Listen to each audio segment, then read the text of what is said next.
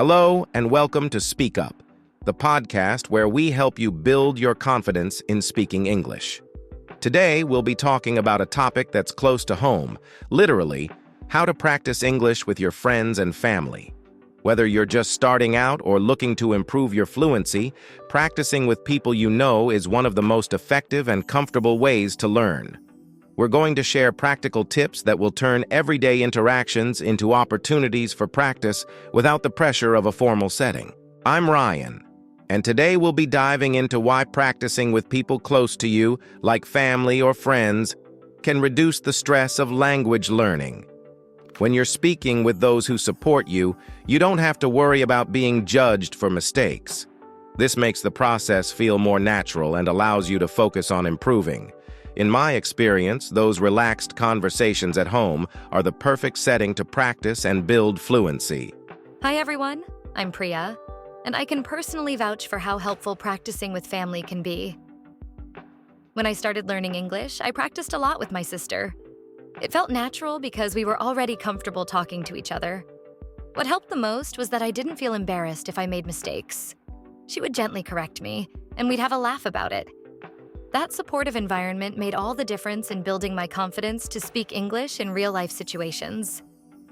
Now that we've set the stage, let's dive into how you can start incorporating English into your daily conversations with friends and family. One of the easiest ways is to start with basic, everyday topics. You don't need to overthink it. Simple conversations like asking, "How was your day?" or "What should we have for dinner?" are great opportunities to practice. These are things you already talk about, so you can just switch to English for a few minutes each day. Even if you only speak for a short time, it makes a big difference over time. That's so true, Ryan. In fact, I did the same thing with my sister. We started by talking about what we were going to cook for dinner. We'd describe the ingredients or what we needed from the store, but in English. It was a very natural way to practice because we were doing something we would normally do anyway. It didn't feel forced, and we were able to expand the conversation little by little as our confidence grew. Exactly, Priya. I've found that when you start with something familiar, like your daily routine, it takes the pressure off because you already know the subject matter. For example, you could talk about your weekend plans in English or describe something that happened at work or school. Over time, these small conversations add up, and you'll notice that you're getting more comfortable speaking in English without even thinking about it. Another thing I found helpful was to ask questions in English during casual conversations. Even if it was just a small part of the conversation, like, "What time is the meeting?" or "Can you pass the salt?" It kept me practicing throughout the day. My family knew I was trying to improve, so they'd often respond in English, which kept the conversation going. I found that even those short questions built my confidence over time. That's a great point, Priya. Asking questions is such a simple but effective way to keep practicing. You can also make it a habit to answer questions in English, even if the person speaking to you is using your native language. For example, if your family asks you something in your native language, you could respond in English. It's a subtle way to practice without changing the flow of the conversation too much. It helps you get used to switching between languages naturally. Yes, exactly. And another tip is to involve everyone in the household, even if they aren't learning English. For example, when my cousin visited, I'd still practice by narrating what I was doing in English, like I'm making tea, or I'm cleaning the room. It felt a bit strange at first, but it helped me think in English, and over time it became more comfortable. Plus, it sparked curiosity, and sometimes my cousin would join in and practice with me. That's such a good strategy, Priya. And I love how you made it part of your routine. One thing that I always recommend is to set a specific time during the day when you and your family agree to only speak English. For example, during breakfast or dinner, you could set a rule that everyone has to try to speak in English. It doesn't have to be for the entire meal. Just 10 to 15 minutes to start with can really help. Over time, as everyone gets more comfortable, you can increase the length of time. Exactly, Ryan. My family did something similar during car rides. We'd agree that for the first 10 minutes of the drive, we'd only speak in English. It was a fun challenge, and sometimes we'd end up speaking in English for longer than planned because we were enjoying it. The key is to make it part of your routine, so it feels natural. The more you practice, the more fluent you'll become, even without realizing it. That's such a great idea, Priya. And the best part is that it doesn't feel like a formal lesson. It's just part of your daily life. The more you can weave English into your routine, the less it feels like a task, and the more it becomes second nature. Start small with things like meals or car rides, and soon you'll find that you're speaking more and more English without even thinking about it. Now let's talk about how to make practicing English more fun and interactive. One of the best ways to do this is by playing games that incorporate English. For example, you can play 20 questions, where one person thinks of an object, and the others ask yes or no questions to figure out what it is, but everything has to be done in English. This type of game encourages you to think quickly in English and use vocabulary you might not use in daily conversations. It's a fun way to practice, and because it's a game, it doesn't feel like studying. That's a great idea, Ryan. My family and I also used to play a game we called Describe It, where one of us had to describe an object or a person in English, and the others had to guess what it was. It was a really fun way to practice descriptive language and expand our vocabulary. The best part was that we could play it anywhere, during car rides, at the dinner table, or even while waiting for something. It kept things light, but also really helped us think in English. Exactly. The key is to make it fun and engaging so that everyone enjoys practicing without feeling pressured. Another game I recommend is charades in English. You act out different words or phrases, and the others have to guess what it is. But all the guessing must be done in English. It's a great way to practice common actions or emotions, and it's especially helpful for beginners who are still building their vocabulary.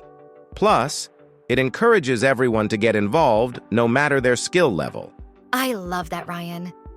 And another thing you can do is create small challenges or quizzes for each other. For example, we'd have a family competition where each of us had to use 5 new words we learned throughout the day in conversation. Whoever used all 5 words correctly would win a small prize, like picking what we watched on TV that night. It turned practicing into a fun challenge, and it pushed us to use new vocabulary in real-life situations. That's a great way to make learning more interactive. I also like the idea of giving small rewards for completing challenges. It doesn't have to be a big prize. It could be something as simple as choosing what game to play next, or even being in charge of picking the dinner menu. These kinds of small incentives help keep everyone engaged and make the learning process enjoyable. It's about keeping the energy positive and making the experience fun for everyone involved. Exactly. And you can even get creative with it. One thing we tried was doing mini role plays. For example, we'd pretend we were at a restaurant, and one person was the server while the others were customers.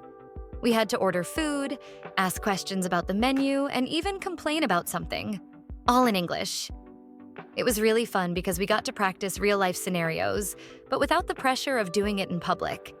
It prepared me for situations I'd eventually face when traveling or eating out. That's such a clever idea, Priya.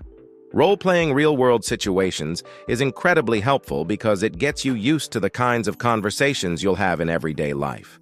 Another version of this that I like to do is simulating travel situations. For example, we'd pretend that one person is a traveler in a foreign country, and the other person is a local who only speaks English. You'd have to ask for directions, book a hotel room, or order food, all in English.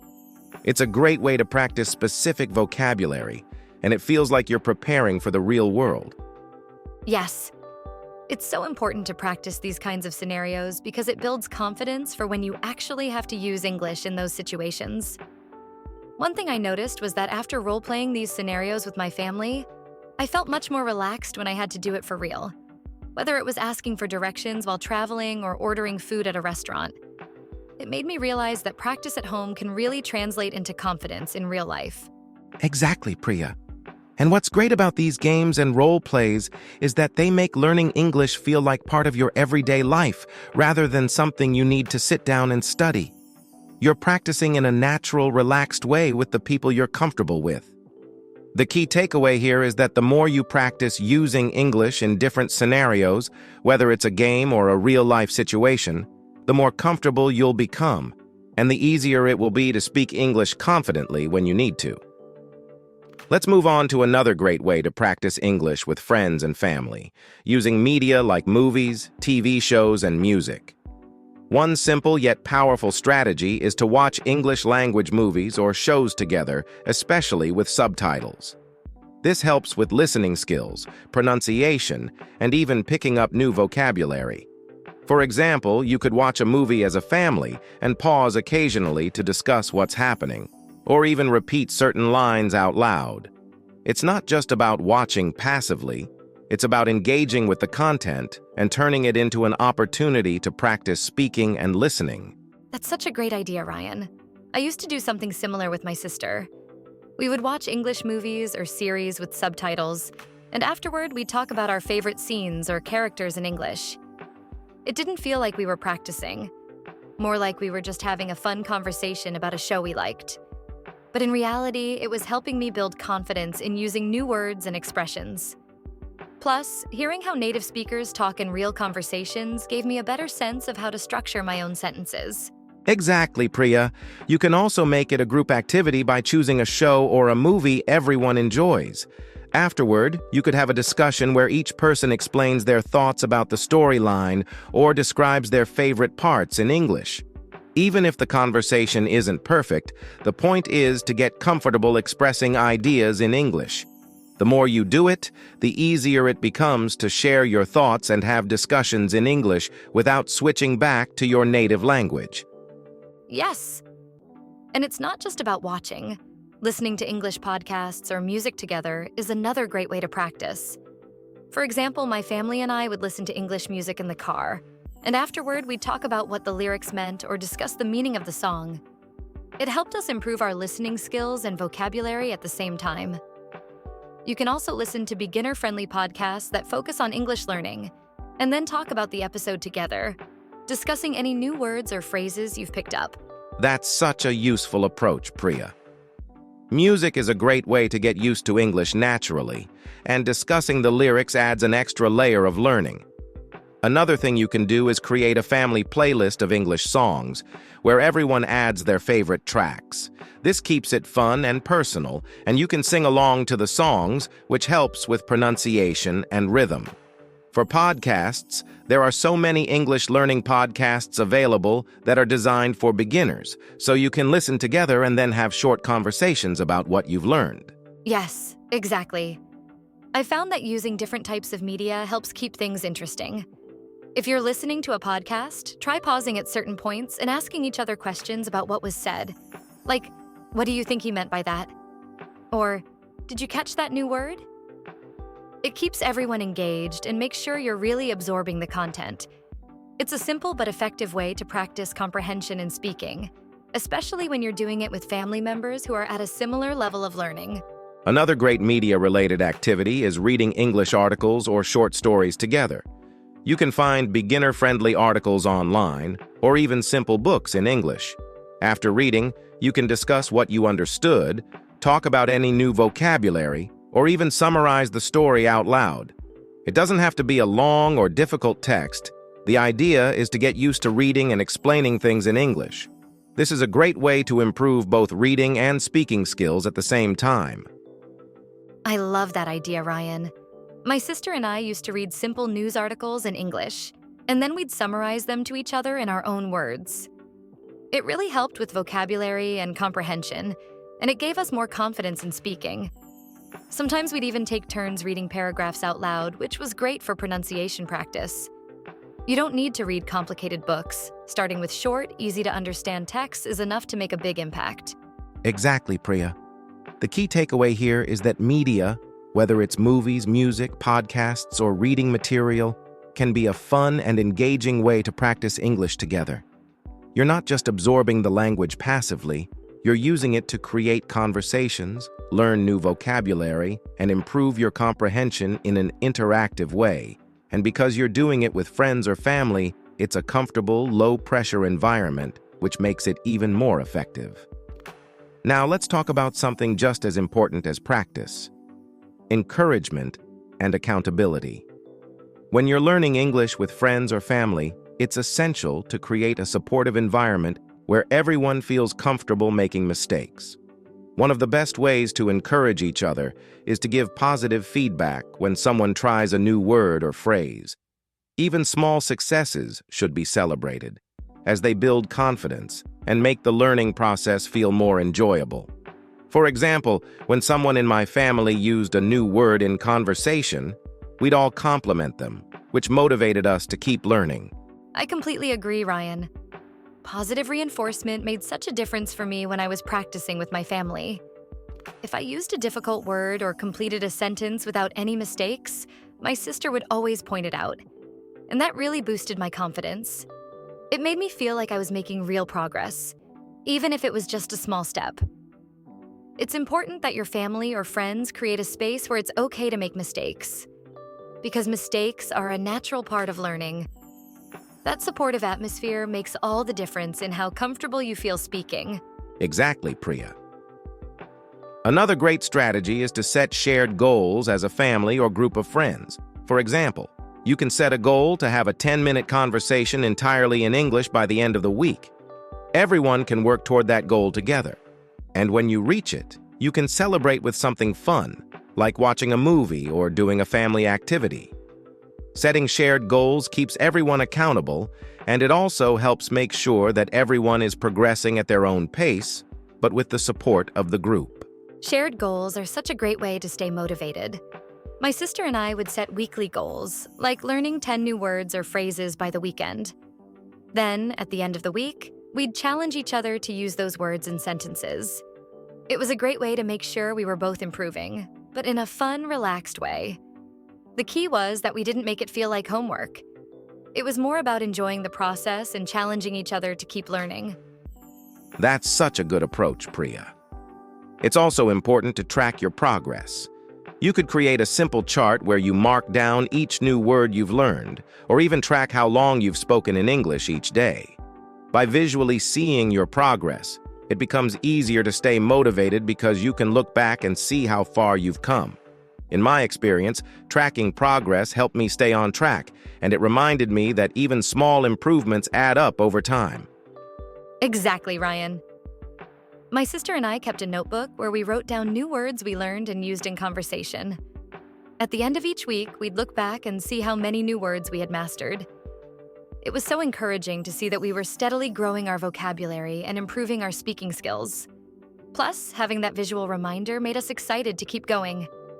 I think tracking your progress, no matter how simple, can really boost your confidence and show you that you're improving, even if it feels slow. Celebrating milestones, even small ones, is another way to keep everyone motivated. If you've managed to speak English for 10 minutes without switching back to your native language, or if you've learned 20 new words in a month, make sure to celebrate that progress. You could reward yourselves with a family activity, like having an English-only dinner where everyone tries their best to speak in English. These celebrations remind you that learning a language is a process, and every step forward, no matter how small, is worth acknowledging. Yes, celebrating progress was a big motivator for me too. When my family and I reached a goal, like having a conversation in English for a full 10 minutes, we'd reward ourselves with a fun night watching an English movie or having a special meal.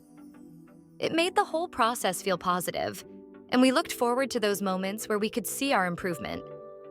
It's important to recognize that learning a language isn't just about big breakthroughs. It's the accumulation of small wins that really matters. Exactly, Priya. The key takeaway here is that encouragement, shared goals, and celebrating progress are just as important as practicing. When you're learning with family or friends, you're not just practicing language, you're building a support system that keeps everyone motivated. By creating an environment where mistakes are okay, progress is tracked, and achievements are celebrated, you'll make the learning process much more enjoyable and effective. It's about having fun while learning and lifting each other up along the way. As we wrap up, remember that practicing English with friends and family is one of the most comfortable and effective ways to improve. Whether it's incorporating English into daily conversations, playing fun games, using media, or setting shared goals, the key is to make it consistent and enjoyable. By practicing in a supportive environment, You can gradually build confidence and fluency without the pressure of formal lessons. Exactly, Ryan. The journey of learning English doesn't have to be stressful. By involving the people around you and turning everyday moments into learning opportunities, you'll be amazed at how much progress you can make. Just remember, small steps taken consistently are what lead to big improvements. And don't forget to celebrate your progress, no matter how small.